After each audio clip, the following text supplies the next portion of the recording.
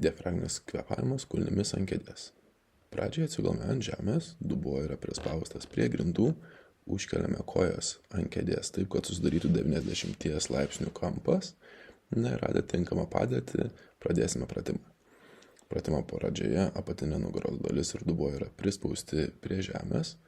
Rankomis suspaudžiame abipus apatinės pilvo dalies tam, kad pajaustume, kada pilvo preso raumenys bus įtempti.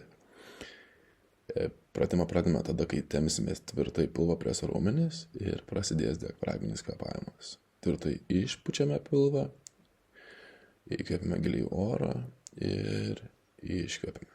Viso pratimo metu turite jausti tarp pirštų, kad pilvo preso raumenys yra įtempti. Prasikvėpavus 4-5 kartus perėsime prie kito pratimo etapo. Tai yra kulnimis švelniai pradėsime spausti į kėdę, taip, kad sėdmenys šiek tiek vos centimetrą ar 2 pakiltų nuo žemės. Tada pajausime, kad įsijungia ir sėdmenų raumenys ir išsitempia apatinės nugaros dalies raumenys. Kaip matote pagal vaizdo medžiagą, dabar pakeltas dubuo, galiu lengvai ranką prakišti, bet ne per daug. Pakėlus dubenį palaikome į 3-4 sekundės, įtempę pilvo raumenis, nuleidžiame ir tada vėl kulnimis pakeliame sėdmenis.